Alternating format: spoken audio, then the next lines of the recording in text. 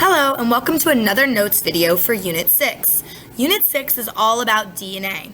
We've learned about the structure of DNA, how DNA replicates, and how DNA can be used to make proteins.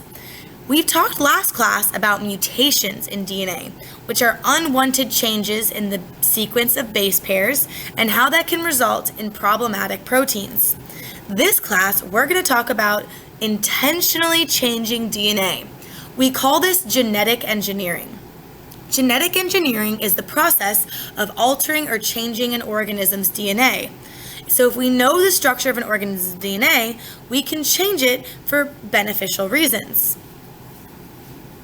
Genetic engineering is we could change the physical and genetic makeup of an organism by manipulating the genes in order to enhance or remove particular qualities or characteristics. For example, some of y'all are really loud in class, and I would love to edit your DNA to remove the part that makes you loud. There are some potential risks involved in genetically modifying organisms, but with the correct oversight, these can be managed. Whenever we change the DNA of an organism, that organism is now called a genetically modified organism, or a GMO. We don't do this that often with animals. However, we do it frequently with the food that we eat and plants. We often genetically modify plants to have higher yield or be less susceptible to disease so that we can feed more people.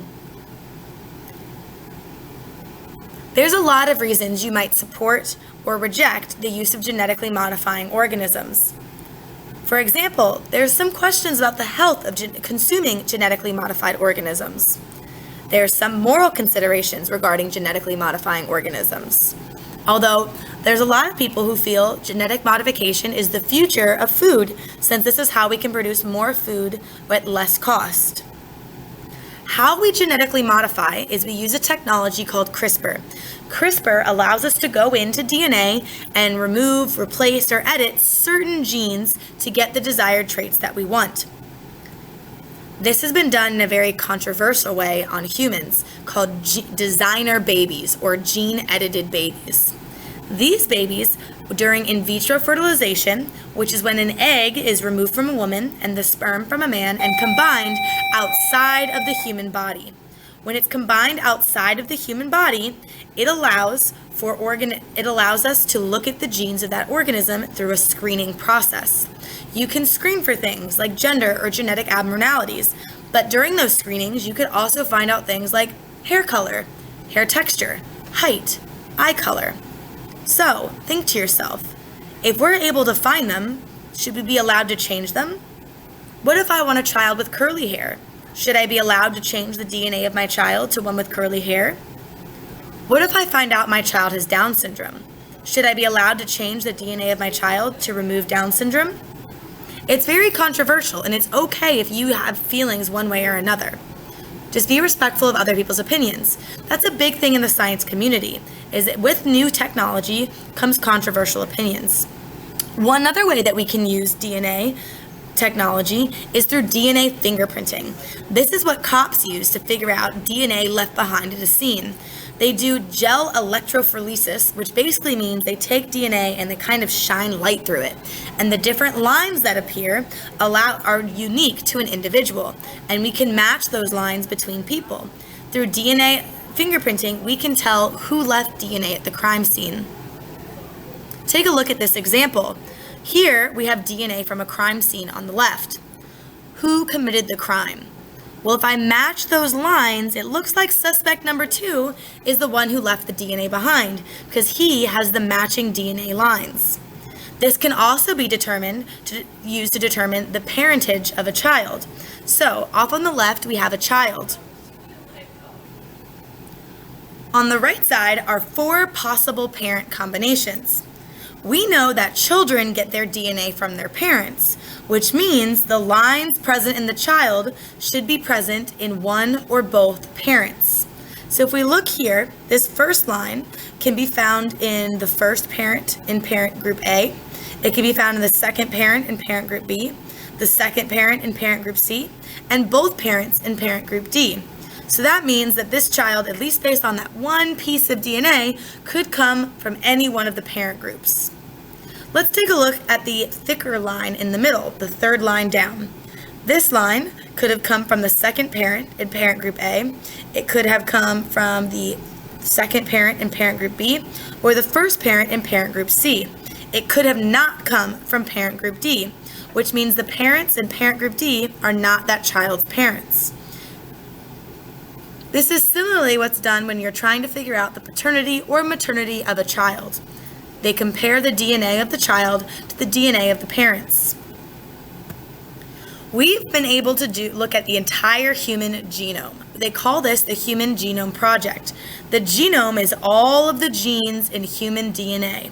This project started in 1988, and it started with 13 nations working together in a worldwide effort to sequence the entire human DNA and list all of the genes and the base pairs.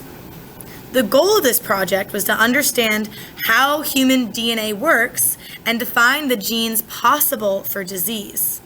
If we can find the DNA possible for disease, then that means that we could potentially eliminate or remove those sections.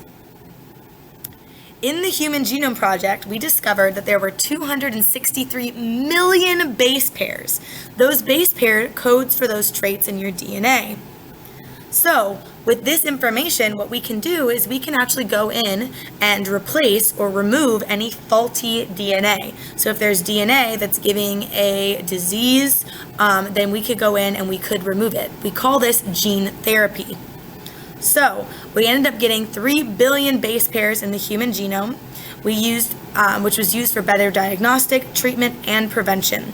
Though it started in 1988, it was completed in 2003.